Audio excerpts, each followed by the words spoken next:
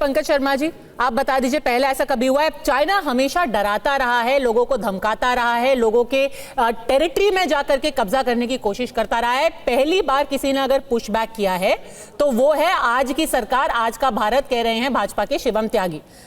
आज के भारत ने बता दिया है बॉस कौन है। अच्छा, तो चीन ने अब भारत के सामने घुटने टेक दिए हैं, ये हम मान लेते हैं। तो क्या आप चीन जो है अरुणाचल प्रदेश को दक्षिण तिब्बत का हिस्सा मानना बंद कर देगा? क्या वो अरुणाचल प्रदेश में जो मैकमोहन लाइन है उसको मंजूरी दे देगा? जो अक्सई चिन्ह है उसको अब वो भारत का मान लेगा? दोनों देशों के बीच एक मान्य LAC बना लेगा? पेंगोंग झील का जो विवाद है अब उसको खत्म कर देगा? जो गलवान में पूरे सैन्य निर्माण कर लिए हैं अब उनको हटा लेगा? डोकलाम में अब वो चुपचाप बैठ जाएगा? चिकन नेक में अब वो अपनी टांग कभी अड़ाएगा नहीं? नाथुला पर अब अपनी वो नियत फिर खराब नहीं करेगा? हम जो है, जो पुराने पेट्रोलिंग पॉइंट थे फिंगर 8 तक, वहां फिर गश्त कर पाएंगे? अब वो जो मेजर शैतान सिंह का स्मारक स्थल है वो हमारे पास वापस आ जाएगा? और जो सैनिकों की वापसी है वो 2020 के स्थिति तक हो जाएगी? तो बहुत अच्छा है। मैं अपने प्रधानमंत्री जी का अभिनंदन करूंगा कि अगर उन्होंने चीन के इस तरह घुटने टिकवा लिए हैं, तो ये असली मसले जब तक हल नहीं होते हैं, जब तक इनका समाधान नहीं निकलता है, तब तक पैर में घुंघरू बांधकर अभी से नाचना शुरू कर देना जरूरी नहीं है। थोड़ा ठहरिए। 6 सवाल जयराम रमेश ने, 18 सवाल पंकज जी ने। देखिए, अब मैं क्या बताऊं, मैं एक चीज कहना चाहता हूं कि सबसे पहले तो यहां पर सबसे इंपॉर्टेंट जो चीज थी वो डिसएंगेजमेंट होना था, उस पर सहमति बनी है। अब डीएस्केलेशन होना है, क्योंकि जाहिर है दोनों देशों की जो सेना है वहां पर खड़ी हुई है। अगर सहमति जताई गई है, इसका अर्थ है कि हम इसको पॉजिटिवली आगे लेकर जाएंगे। अपने समय में युद्ध हार जाने वाले, चाइना को लेकर हमेशा दोहरी नीति अपनाने वाले, और आज के राहुल गांधी जो विदेशों में जाकर भी ये कहते हैं कि सेना पिट रही है, आज वो अपने समय की दी हुई जमीनों को हमसे पूछ रहे हैं कि वो वापस देगी चाइना कि नहीं देगी। चलिए, माना तो सही आपने कि आपने दिया था, लेकिन हां, हम फिर से कहना चाहते हैं, हम कहीं पर भी टोन डाउन नहीं करने वाले हैं। विषय बहुत साफ है। जिस तरीके से ईस्टर्न लद्दाख में स्थिति बनी, हिंदुस्तान के प्रधानमंत्री श्री नरेंद्र मोदी ने जाकर कहा था कि आपको ये विस्तारवादी नीति छोड़नी पड़ेगी, ये नहीं चलेगी।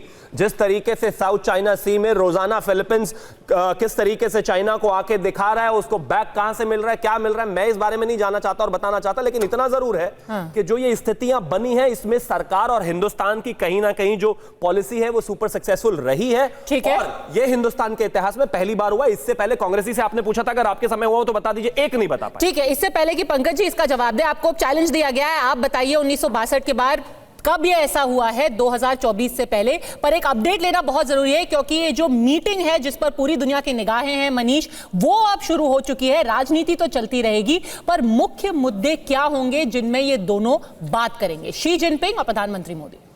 बिल्कुल, देखिए 20 मिनट से अधिक का वक्त हो चुका है जब प्रधानमंत्री मोदी और प्रेसिडेंट जिनपिंग के बीच ये मीटिंग चल रही है। 5 साल बाद एक बार फिर से इस मीटिंग में क्या क्या बातचीत होगी, तो सबसे पहले तो माहौल बेहतर हो सके। देखिए, भारत और चीन के बीच सीमा विवाद जितना जटिल है, उससे ज्यादा मुश्किल सवाल यह है कि भारत और चीन के बीच संबंध कैसे होने चाहिए। क्योंकि अगर संबंध अच्छे हैं तो यह होगा कि कौन कितना झुका, कौन कितना नहीं झुका।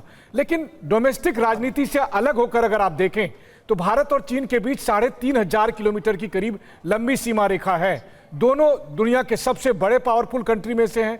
दोनों की जियोपॉलिटिक्स में एक बड़ी भूमिका है। वैसी स्थिति में कोई भी मुल्क इस बात को इग्नोर नहीं कर सकता है कि उसका पड़ोसी चीन है, और ऐसे में चीन के साथ डील करना ही होगा। इसलिए ऐसा नहीं है कि यह फैसला एक दिन में लिया गया कि प्रधानमंत्री मोदी ब्रिक्स गए और वहां पर कजान में उन्होंने जिनपिंग को देखा और जिनपिंग को कहा, आओ भाई जरा मिलके बैठ के बात करते हैं। कई महीने इस पर सोचा समझा गया, और इसकी बैकग्राउंड मीटिंग आप यूं देखें कि जुलाई में 2 बार विदेश मंत्री डॉक्टर जयशंकर मिले चीन के विदेश मंत्री से, वहां पर इसको अंतिम रूप दिया गया। और फिर 12 सितंबर को जब ब्रिक्स की बैठक में जब NSA गए थे, उस वक्त चीन के विदेश मंत्री के साथ बैठक के बाद यह फैसला लिया गया कि अब समय आ गया है जब दोनों देशों के टॉप लीडरशिप मिले, ताकि भारत और चीन के बीच जो भी मतभेद है अगर उससे सुलझाना है। और एक आखिरी बात, जब प्रधानमंत्री मोदी चाहे रूस यूक्रेन का मामला हो या इजराइल ईरान का मामला हो, वहां जाकर कहते हैं कि शांति और बातचीत के जरिए ही समाधान निकल सकता है, तो ये अप्लाई हम पर भी होता है। तो भारत ने एक बार ये दिखाया है कि हम इसे अमल किया जा सकता है।